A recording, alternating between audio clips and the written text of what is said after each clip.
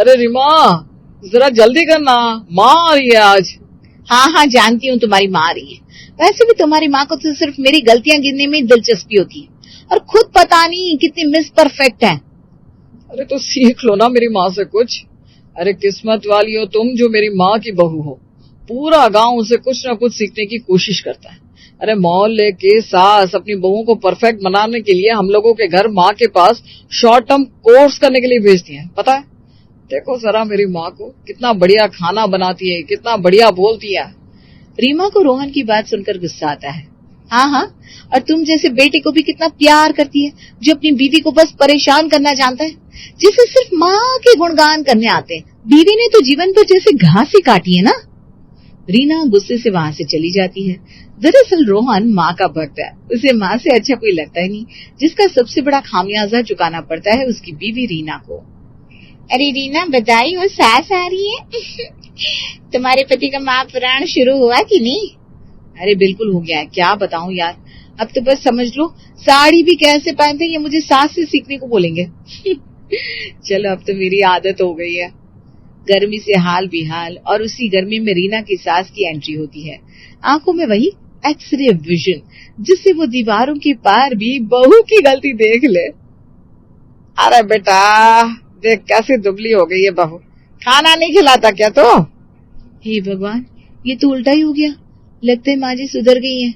अब उनको मैं कमजोर दिखने लगी। वाह भगवान, आपकी मेहर है। लेकिन सास तो सास होती है, तुरंत रीमा के अरमानों को परवानी फिर जाता है। या फिर खाना बनाना आता नहीं बहू को? चलो अब मैं सिखा दूंगी, आ गई हूँ तो। हाय रे रीमा, ये क्या। हाँ हाँ बिल्कुल माँ, मैंने इसे पहले ही कह दिया था कि माँ के हाथ के खाने की बात ही अलग है। चलिए माँ, हम दोनों मिलकर इसको ट्रेनिंग प्रोग्राम बनाते हैं और नाम रखेंगे बहू का ट्रेनिंग प्रोग्राम। क्यों माँ, कुछ तो सीखेंगी ये मेरी माँ से। बस फिर क्या था, अब तो रोज सुबह 7 बजे किचन क्लास लगनी शुरू हो जाती है। रीमा बेटा, हल्दी पहले डालो नहीं तो रंग नहीं आएगा। माँ जी कैसी बात कर रही है, मैं तो बाद में ही डालती हूँ, सही से रंग आता है। वैसे कैसी बात कर रही हो रीमा, खाना बनाना कला है, कला। हर एक चीज को कब कैसे डालना है ये सिर्फ मेरी माँ जानती है, तो जो माँ बोल रही है वैसा करो, समझी। और हाँ, नमक तो इंसान की पहचान है, इसमें कंजूसी मत करना। लेकिन माँ जी अगर नमक कम हो गया तो क्या करें? तो ऊपर से और डाल देंगे, और नहीं तो क्या। और माँ जी अगर नमक ज्यादा हो गया तो क्या करेंगे? अब फंसी ना बुढ़िया अपनी ही जाल में।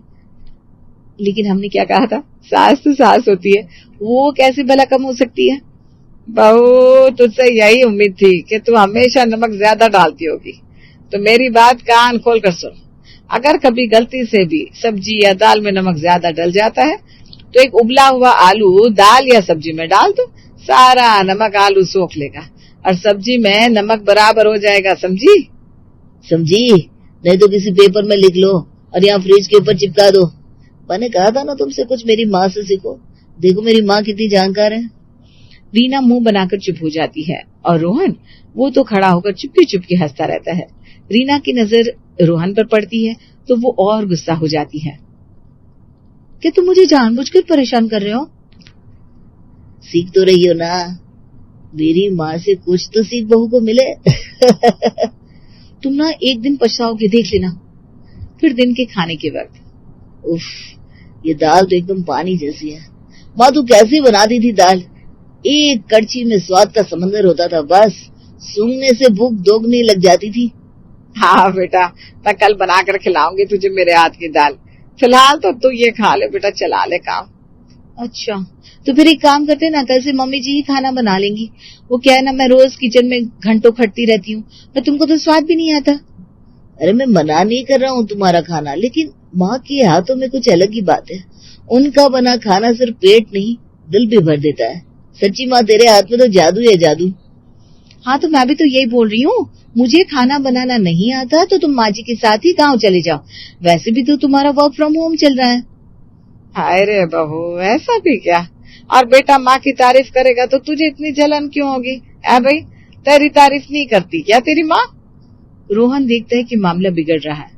अरे रीना, इतना नाराज मत हो, बस सच बोल दिया। अरे तुम भी सीख जाओगी ना धीरे धीरे, अभी अभी तो नई नई शादी है। मम्मी ने भी तो सालों मेहनत की थी स्वाद लाने में, क्यों माँ? अब तक तो मामला फिर भी संभला था, क्योंकि रोहन अकेले में रीना को माँ की तारीफ सुनाता था। लेकिन फिर एक रोज, वाह भी वाह, बढ़िया खुशबू आ रही है, बहू ने बनाया है क्या? वैसे बहन जी, आपके हाथ के खाने की भी याद है मुझे, कैसे भाई साहब के साथ आकर हम सब आपके हाथ के पुलाव खाते थे। वो दिन तो कुछ और ही थे। वैसे क्या बनाया है बहू, लाओ तो जरा पकौड़े। जी अंकल जी, ये लीजिए ना, पकौड़े खाइए। इस मौसम में पकौड़े का स्वाद ही कुछ और है। अंकल पकौड़े खाते हैं। वाह बहू वाह, मजा आ गया। जैसे सास वैसे बहू, खाना बनाने के मामले में आपकी बहू बिल्कुल आप पर गई है बहन जी। क्या? अरे अंकल, आप तो ऐसे ही झूठी तारीफ कर रहे हैं, लेकिन अगर मेरी माँ के हाथ के पकौड़े खा लेते ना तो इनका स्वाद भूल जाते। क्यों माँ? रीना को तो ये सुनकर बहुत ही गुस्सा आता है। अच्छा जी, इतना भी क्या कमाल है माँ के हाथों में? देखो रीमा, बुरा मत माना, लेकिन माँ के हाथ की रसोई में तो समझो जादू है जादू। तुम्हारे हाथ से तो जादू बाहर निकलने का नाम ही नहीं लेता। रोहन की बात पर सब हंस पड़ते हैं, लेकिन रीमा का पारा हाई हो जाता है। फिर भी वो चुप रहती है। अंकल के साथ आई आंटी समझ जाती है कि माहौल खराब हो रहा है। लेकिन रोहन बेटा, रीमा तो पढ़ी लिखी है ना, और नौकरी भी करती है, फिर भी घर संभालती है। ये कम बात नहीं है, वरना आजकल की लड़कियां तो सिर्फ फूड डिलीवरी ऐप पर ही कैसे ऑर्डर करती हैं, उसमें माहिर होती है। क्यों बहन जी? वो क्या है ना, मेरे बेटे ने दुनिया देखी है, तो वो जो बोलता है बहुत सोच समझ कर बोलता है। क्यों बेटा, सही कहा ना? अरे आंटी, पढ़ाई लिखाई ठीक है, लेकिन घर तो माँ जैसे संभालती थी वैसे कोई कर ही नहीं सकता। सुबह 5 बजे उठकर सबका टिफिन, नाश्ता, सफाई सब कुछ करती थी। आजकल की लड़कियां तो अलार्म सुनकर भी सोती रहती है। बस यही बात मैं रीना से कहता हूँ कि माँ से कुछ सीख लो। काम पर जाने से पहले सारा नाश्ता बनाकर ही निकलती हूँ मैं। जो खाना तुम लेकर जाती हो वो मैं ही बनाती हूँ, और सुबह हाँ बना देती हूँ, लेकिन वो स्वाद कहाँ। माँ की दाल में जो तड़का लगता था, हाँ, वो तो आज भी याद है। हाय रे, ये दाल का तड़का रीना की जिंदगी में तड़के की तरह चिपक गया है। वही सास देखती है कि सब बहू का साथ दे रहे हैं तो, अरे बेटा छोड़ ना, अब बहू को वक्त लगेगा सीखने में, सब मेरे जैसे थोड़ी ना होते हैं। बिल्कुल माँ, आपकी बात ही और है। अब तो एक मिसाल हो, मेरी बीवी को तो अब भी समझ में नहीं आया कि पति को खुश कैसे रखते हैं। रीना चुपचाप बर्तन समेटते हुए कहती है, खुश रखना सिर्फ मेरी जिम्मेदारी है। आप सबके सामने कुछ भी बोलते रहिए, इतनी ही कमी है मुझ में तो कोई अपनी माँ जैसी ही ढूंढ लीजिए ना। मैं बीवी बन सकती हूँ, सास नहीं। रोहित, तारीफ करना अच्छी बात है, लेकिन दूसरों के सामने बीवी की बुराई करना ठीक नहीं है। तुम्हारी आंटी को देखो, हम दोनों के बीच कई मसले होते हैं, लेकिन हम अकेले में सुलझाते हैं। ये तुम्हारा निजी मामला है। और बीवी कोई नौकरानी नहीं होती। तुम तो किस्मत वाले हो कि कमाओ बीवी मिली, वरना इस शहर में एक की कमाई से तो घर भी नहीं संभलता। घर दोनों की जिम्मेदारी है। आजकल की औरतें घर ऑफिस दोनों संभालती हैं। अगर बीवी को माँ की तरह देखना चाहती हो तो उसके पैसे भी मत लिया करो जो वो कमा कर लाती है। अब रोहित को थोड़ा झटका लगता है कि सबका मूड थोड़ा गंभीर हो रहा है। रीमा की ओर वो देखता है जो थोड़ी उदास दिख रही थी। अरे मैं तो बस मजाक कर रहा था। आप तो बेटा मजाक भी सोच समझ कर किया कर। वो क्या है ना, किसी को हकीकत बता दो तो लोगों को गुस्सा आ जाता है। क्या जमाना आ गया, बेटा माँ की तारीफ भी नहीं कर सकता। खैर चलिए, मैं आप लोगों को बाहर तक छोड़कर आती हूँ। रीमा बेइज्जती सह सहकर तंग आ जाती है, तो वो फैसला करती है कि अब वो घर में कुछ ऐसा करेगी जिससे सास और पति की अकल ठिकाने आ जाए। पति और सास की प्लान के जवाब में अब उसे ऑपरेशन पलटवार चलाना था, लेकिन कैसे? तंग आकर रीना अपनी माँ को फोन करती है। माँ देखना, तुझे पता है मैं कितनी परेशान हूँ। क्या हो गया? तेरी सास आई हुई है ना? रीमा रोकर अपनी माँ को सारी बात बताती है। ले, इतनी छोटी सी बात और पति को मुट्ठी में करना तो बहुत आसान है। देख, तेरे पापा को मैंने कैसे पट्टू फिरा रखा है, फिर आज तक दादी की तरफ मुंह करके नहीं रहते। अम्मा, मैं ये नहीं चाहती, लेकिन क्या करूँ? रोहन ने तो पानी सर से ऊपर निकाल दिया। बताना माँ, कैसे पलटवार करूँ? सुन मेरी बात, सबसे पहली बात तो ये कर कि जब वो ऑफिस का काम कर रहा हो तो उसकी माँ के सामने जाकर मसाले वाले आंसू निकालकर उसके बेटे की बुराई कर। सास को खुश कर, उसका फेवरेट टीवी सीरियल, क्रिकेट लगा दे और पति को इतना परेशान करके वो तंग आ जाए। क्या बात कर रही हो माँ, ये काम करेगा? अरे बिल्कुल काम करेगा, मैंने भी तेरे पापा को ऐसे ही अपनी मुट्ठी में किया है। सास को खुश करो और सास को बेटे के खिलाफ भड़काओ। रीना पता नहीं आज पेट बड़ा ढीला ढीला लग रहा है। अरे सासू माँ अभी तो देखो तुम्हारा और क्या ढीला करती हूँ मैं। माँ जी सच में, रुकिए मैं आपके लिए अभी दवाई लेकर आती हूँ। रीना जब तक जाती है माँ को बाथरूम लग जाती है, लेकिन रोहित बाथरूम में गाना गा रहा था तभी माँ ने दरवाजा खटखटाया। अरे रीना इसको बोलना जल्दी से दरवाजा खोले, तेरी माँ का पेट खराब है बेटा। सुनिए जी, मम्मी कह रही है कि नहाते समय भी आप बहुत टाइम लगाते हैं, ये तो बचपन से आदत है शायद। क्यों माँ जी, वैसे बचपन में ही आपने इनको यही संस्कार दिए होते तो कम से कम किसी इमरजेंसी में तो समझते। सास का उस वक्त जो हाल था उसे बहू बिल्कुल सही लग रही थी। तो क्या हो गया, क्यों चिल्ला रहे हो तुम दोनों? सास गुस्से से बेटे को जोर से धक्का मारती है। अरे माँ को क्या हो गया? माँ को लगता है अब पहले जैसे नहीं लगते, शायद माँ इसीलिए आपसे कट रही हैं। अरे लेकिन एक दिन में ऐसा क्या हो गया भाई?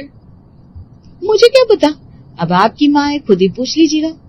रोहन माँ से बात करने की कोशिश करता है, लेकिन पेट दर्द की मारी माँ उससे ठीक से बात नहीं कर पा रही थी। लगता है माँ बदल गई है। फिर अगले रोज, रीना मेरा लंच बॉक्स और नाश्ता कहाँ है? कौन, मैं? मुझसे बात कर रहे हैं आप? अरे यार क्या हो गया सबको इस घर में? तुमसे नहीं तो और किससे बात करूंगा? ऑफिस जाना है, लंच तो दोगी ना? अपनी माँ से ले लो, तुम्हारी माँ तो बहुत अच्छा दाल तड़का लगाती है ना। अब मैं क्या करूं, वैसे भी सुबह सुबह तो मेरा किया काम तुमको दिखता नहीं। अच्छा मैं जरा लेटने जा रही हूँ, जाते वक्त दरवाजा बाहर से लगा लेना। रोहन हैरान हो जाता है कि अरे ये क्या हो गया। रोहन माँ के पास जाता है, माँ तो वैसे ही अपना पेट पकड़ कर बैठी होती है। माँ कुछ खाने को बना दे, तुझे पता है ना तेरे हाथ का खाना।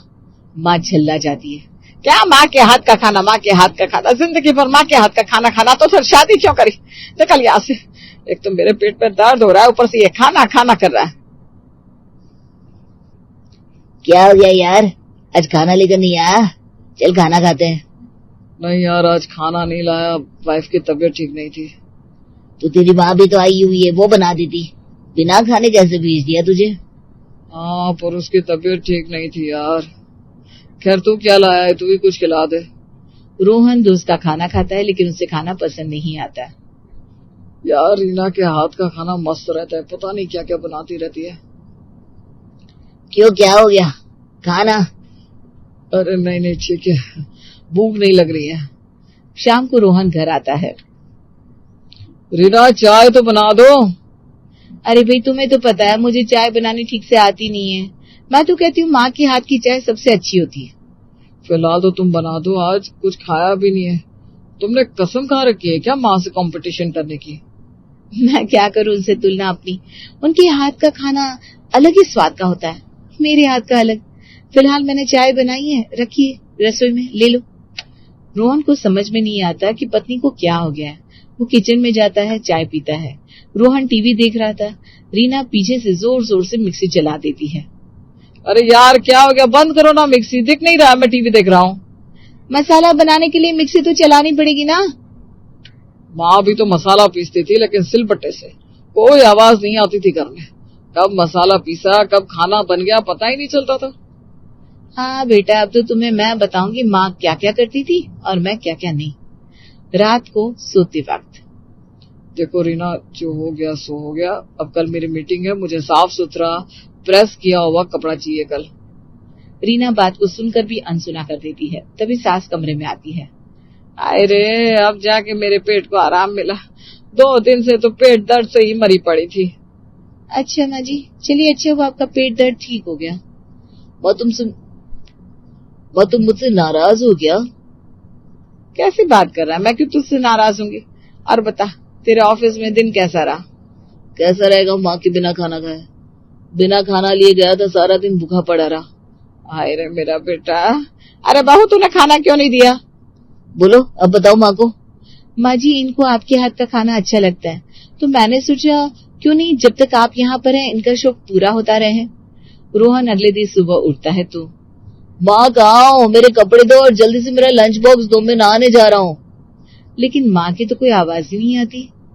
वो माँ के कमरे में जाता है। अरे माँ, तुम अभी तक सो रही हो? तुम्हें कल रात को बोला था ना मेरा आज इम्पोर्टेंट मीटिंग है तो। अरे तो बहू को बोल ना, चाय दे दे तुझे। बहू को क्या बोलूं, वो तो सो रही है। तो मैं भी तो सो रही हूँ, चल जा यहाँ से। रोहन सोचता है आज भी बिना खाने जाना होगा। रोहन खुद ही अपने कपड़े प्रेस करता है, नहाता है और ऑफिस जाता है। ऑफिस में मीटिंग के बाद बैठा रोहन सोच रहा था, यार मैंने भी पंगा ले लिया ये माँ के चक्कर में। बीवी के हाथ का भी खाना गया। घर जाकर देखता हूँ शायद माँ ने कुछ बनाया हो। रोहन घर जाता है तो माँ खाना खा रही थी। माँ क्या बनाया है? माँ ने नहीं, मैंने बनाया है, और क्योंकि आपको मेरे हाथ का खाना पसंद नहीं है तो कम ही बनाया था। खाना खत्म भी हो गया है। ये बोलकर रीना वहां से चली जाती है। माँ ये गेम खेल रही है हम लोगों के साथ। ये चाहती है कि ये सारा टाइम आराम करे और आप रसोई में काम करें। हाँ तो जब तू समझ रहा है तो ऐसे क्यों ताने देते रहता है उसे कि माँ के हाथ का खाना अच्छा है, माँ के हाथ का खाना। वैसे मैं क्या बोलूं, मुझे तो वक्त से खाना पानी सब मिल रहा है। अरे माँ जो सच है वही तो बोलता हूँ। ला दे, मुझे भी कुछ, बहुत भूख लगी है। बेटा मेरे बस का तो है नहीं, जो बात सच है वो तो सुन ले, क्योंकि मुझसे तो खाना बनने से रहा। मैं यहाँ आराम करने आई हूँ और बहू करवा भी रही है पूरा आराम। वैसे भी गांव में मैंने नौकरानी रखी है, वही सारा काम करती है। मेरी तो काम करने की आदत बिल्कुल खत्म हो गई है। अब तू देख ले। ये क्या बोल रही है माँ? तेरे भरोसे तो मैंने रीना से पंगा लिया था। अब तो मेरे भरोसे ना रहे, माँ से सीख, माँ से सीख। बचपन में जब मैं खाना बनाती थी तो तू भाग जाता था, सिर्फ बाहर का खाता था।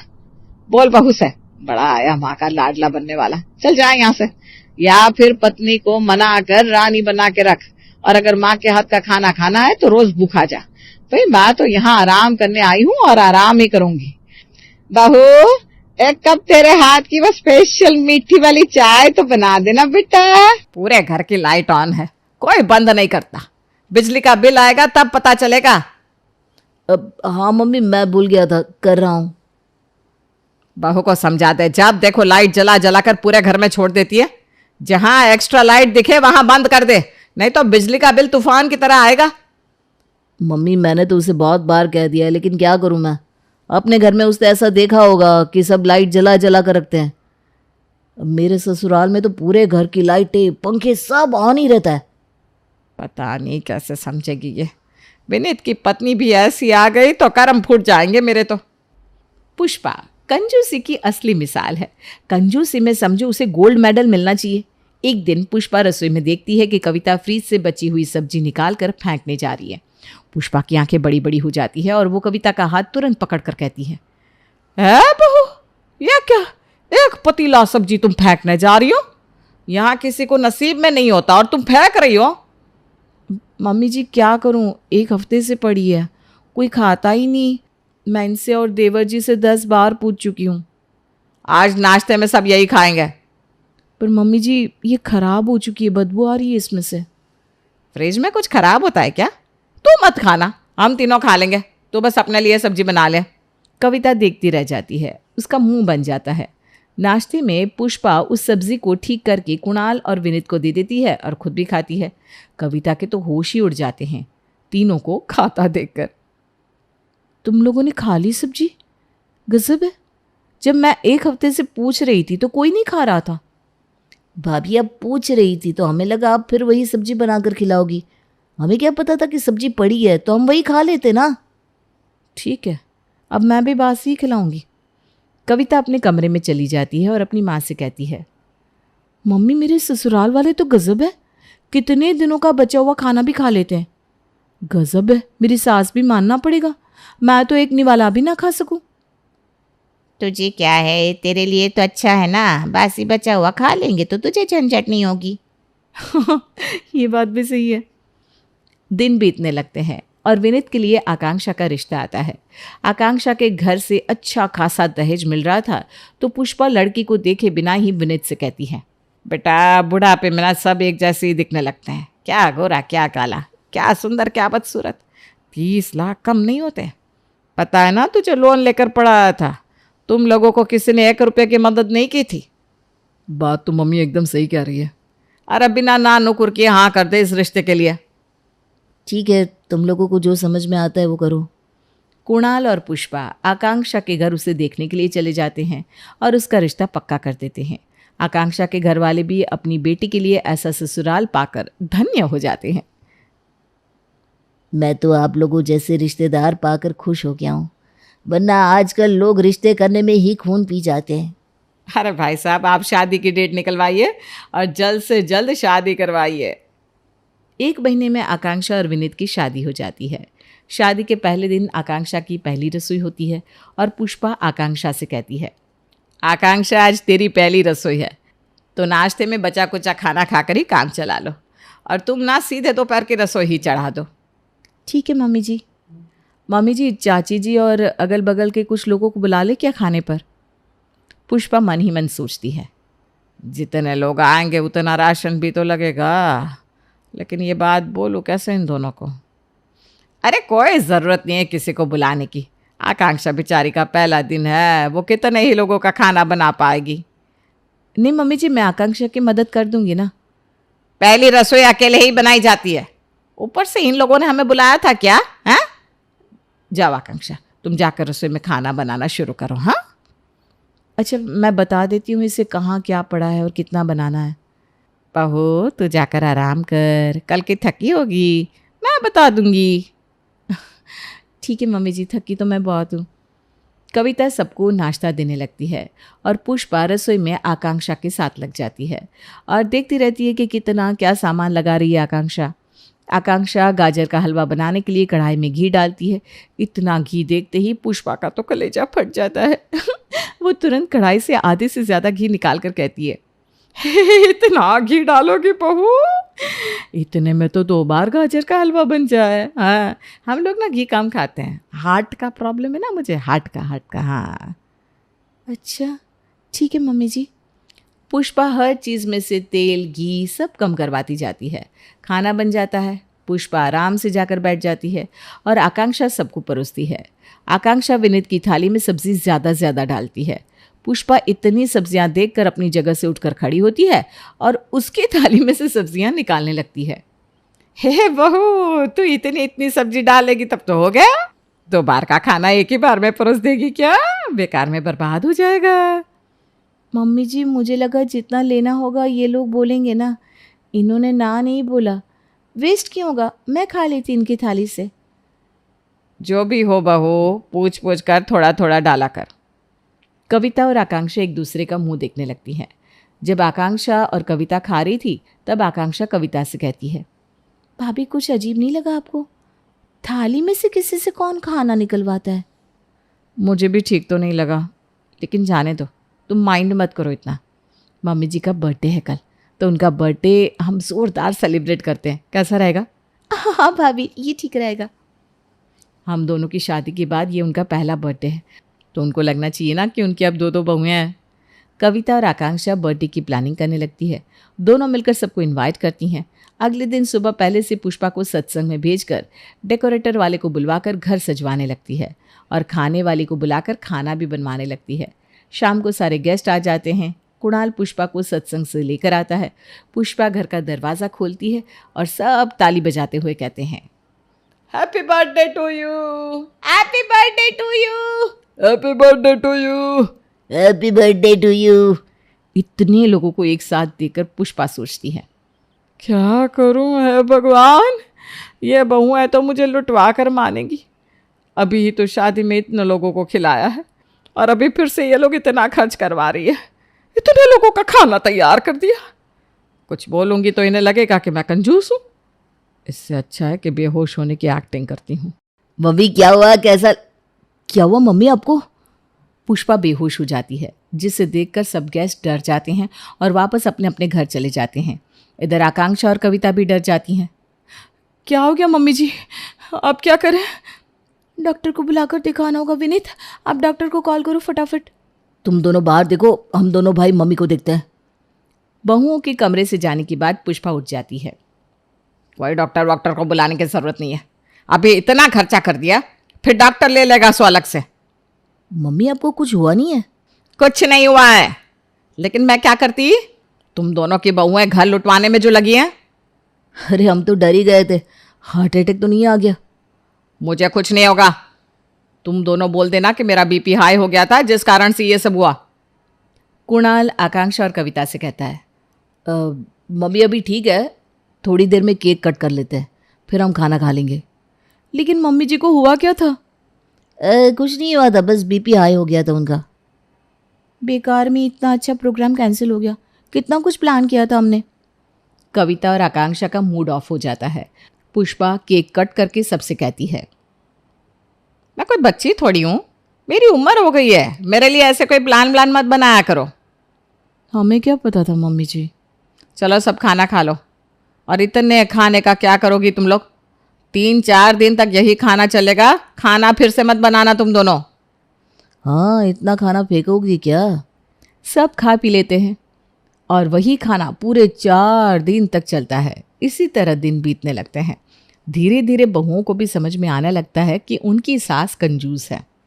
एक रोज कविता और आकांक्षा बाजार से आ रही थी और देखती है कि एक राशन की दुकान पर बहुत शोर हो रहा है। लगता है किसी कस्टमर ने पैसा नहीं दिया। कुछ दिखे तब ना भाभी, इतनी दूर से कुछ दिख भी नहीं रहा है। थोड़ी देर के बाद जब भीड़ खाली होती है तब आकांक्षा देखती है कि भीड़ में से उसकी सास जा रही है। भाभी, ये तो मम्मी जी जा रही है, कहीं उन्होंने तो कोई लफड़ा नहीं किया? चल पूछते हैं उस राशन वाले से। दोनों देवरानी जिठानी उस राशन वाले के पास जाती हैं। दोनों को देखते ही राशन वाला कहता है, पैसों की कोई कमी नहीं है भाभी जी आपके घर में, फिर भी आपकी सास इस तरह से क्यों करती है? कोई भी सामान वो 1 पाव से ज्यादा लेती नहीं, उसमें भी ऐसे देखती रहती है जैसे पाव भर में हम चोरी कर लेंगे। 1 पाव में आता ही कितना है जो कोई चोरी कर लेगा? अभी 1 पाव चना लिए, उसमें भी 10 दाने देने के वक्त गिर गए तो इतनी लड़ाई की कि पूछी मत, कंजूस नंबर 1 है। ऐसा कुछ नहीं है भैया, वो उनकी उम्र हो गई ना इसलिए। कविता और आकांक्षा वहाँ से निकल जाती हैं और एक दूसरे से कहती हैं, भाभी मम्मी जी ने तो हद ही कर दी, इस तरह से तो नहीं चलेगा। ऐसे तो हमारी इज्जत चली जाएगी बाजार में। दोनों घर आती हैं और कविता को याद आता है कि कल उसकी किटी है। अरे कल तो मेरी किटी है, मैं तो भूल ही गई थी। तो क्या हुआ भाभी, मैं हूं ना, मिलकर कर लेंगे तैयारी। छोले भटूरे खाने में, नाश्ते में चाय कॉफ़ी या कोल्ड ड्रिंक कर देंगे और फिर ढोकला और उसके बाद खाना। हाँ ये ठीक है, और फ्रेंच फ्राइज भी। अगले दिन सुबह से ही दोनों देवरानी जिठानी रसोई में लग जाती हैं। पुष्पा दोनों को देखकर समझ जाती है कि आज कुछ तो है। बहू नाश्ता लगा दो। हाँ मम्मी जी। एक काम करते हैं, नाश्ते में सबको ना ढोकला ही दे देते हैं आकांक्षा। ठीक है, मैं सबको ढोकला दे देती हूँ, आप तब तक छोले बना लो। आकांक्षा सबको ढोकले देती है और पुष्पा ढोकला देखती ही कहती है, आज कुछ है क्या? दोनों सुबह से लगी हो और ढोकला मिला है खाने को। हाँ मम्मी जी, आज भाभी की किटी है। तब तो ठीक है, सबको चाय पानी दे देना और ढोकला खिला देना, और क्या। नहीं नहीं मम्मी जी, इतने में क्या ही होता है, सब पेट भर के खाएंगे। हमने छोले भटूरे और फ्रेंच फ्राइज बनाने का सोचा है। अरे बहू, इन सब की क्या ज़रूरत है, ढोकला बहुत है। झूठ मूठ तुम इतनी मेहनत कर रही हो, 2 ढोकले में तो पेट भर जाता है। रहने दो ना मम्मी, आजकल पहले की तरह नहीं होता, आजकल दिखाना पड़ता है थोड़ा। इतना खाना सुनकर ही पुष्पा का तो खून जलने लगा था। वो तब से रसोई में ताका झाकी करती रहती है। इतने प्याज बहू, अरे प्याज सोने से भी ज़्यादा महंगे, इतने प्याज का क्या करेगी? मम्मी जी भटूरे के साथ सब कच्चा प्याज खाते हैं ना, अब छोले में भी तो डालने होंगे। पुष्पा कटे हुए आधे प्याज उठाकर रख लेती है। अरे इतने बहुत है, घर लुटाना नहीं है, उन लोगों को खिलाकर क्या होगा, बाकी बचे हुए कल काम आ जाएंगे। मम्मी जी ये खराब हो जाएंगे कल तक। अरे कुछ नहीं होता, मैंने तो जिंदगी भर अपने बेटों को ऐसे ही खिलाया है। शाम को पार्टी शुरू होती है, सभी किटी मेंबर आ जाते हैं। पुष्पा वहीं सबके साथ जाकर बैठ जाती है। कविता और आकांक्षा का खून अंदर ही अंदर जलने लगता है और वो सोचने लगती है कि कहीं फिर उनकी सास कोई तमाशा ना कर दे। आकांक्षा सबको चाय कॉफ़ी और फ्रेंच फ्राइज देती है। पुष्पा सबकी प्लेट में से आधे फ्रेंच फ्राइज निकाल लेती है। अरे इतना ये खा लेगी तो बाकी खाना कैसे खाएगी? हैं, ठीक कहा ना मैंने? जी जी बिल्कुल।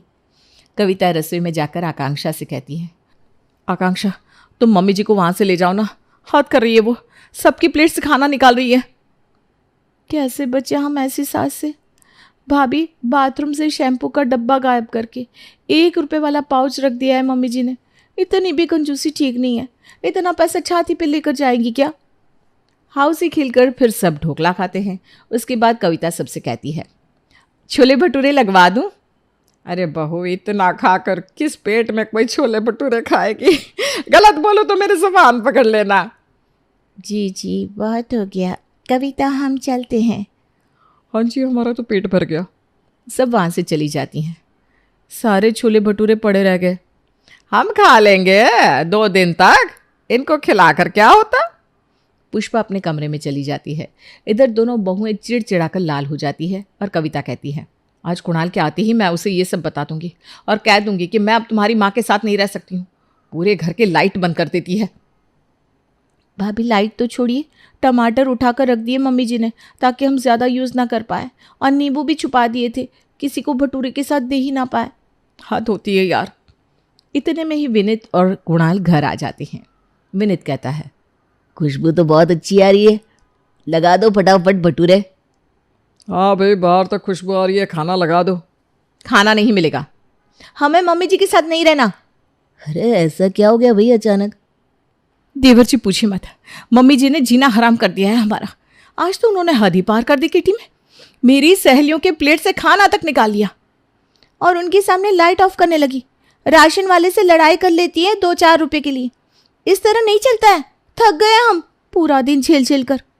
तुम दोनों कैसे बात कर रही हो? वो हमारी माँ है और तुम दोनों उनसे अलग नहीं हो सकती हो। अरे तो अपनी माँ को समझाओ ना कि इतनी कंजूसी ना करे। सब कुछ तो है हमारे पास, फिर क्यों करती है ऐसा? भाभी, अभी ना हमारे पास पैसा है। एक वक्त था जब हमारे पास कुछ नहीं था। पापा ठेला लगाते थे सब्जी का, मम्मी दिन भर बाहर से पानी भर कर लाती थी और इतनी मुश्किलों से सब कुछ मैनेज करती थी। बहुत कम में मम्मी घर चला लेती थी। उस परिस्थिति में मम्मी ने हमें पाला है। पाला ही नहीं, हमें पढ़ाया भी है। मम्मी 1-1 रुपया बचाकर हमारी फीस भरती थी। एक साड़ी में पूरा साल निकाल देती थी। उनकी बदौलत आज हम इतनी अच्छी ज़िंदगी जी रहे हैं।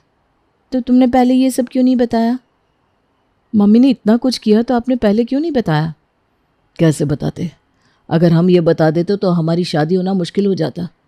मम्मी को लगता था कि कोई लड़की ये सब जानकर हमसे शादी नहीं करेगी। तुम लोगों के पास तो सारी फैसिलिटीज़ है। मम्मी ने तो कभी फ्रिज देखा भी नहीं था। हम मम्मी से अलग कभी नहीं हो सकते। तुम्हें मम्मी से अलग होना है तो तुम मुझे छोड़ दो। कंजूस कोई होता नहीं है, उसकी परिस्थिति उसे ऐसा करने पर मजबूर कर देती है। मम्मी ने इतना कुछ देख लिया है, अब उसे डर लगता है कि कहीं वो दिन वापस ना आ जाए, तो हमें देखकर चलना चाहिए। हमें नहीं पता था ना ये सब के बारे में। अब हम समझ चुके हैं मम्मी जी के बारे में। अब हम कभी कुछ ऐसा नहीं करेंगे। जाओ, तुम दोनों मम्मी जी को लेकर आओ, हम दोनों खाना लगाते हैं। आकांक्षा और कविता सबके लिए छोले भटूरे परोसती है और सब साथ में मिलकर खाते हैं। ये फालतू की लाइट ऑफ कर दो आकांक्षा। भाभी, कल भी हम यही खा लेंगे। हाँ, पुष्पा मुस्कुराने लगती है और दोनों बहुओं उसकी ओर देखकर कहती हैं, अब हमें ही तो घर देखकर चलना होगा ना। क्या मम्मी जी?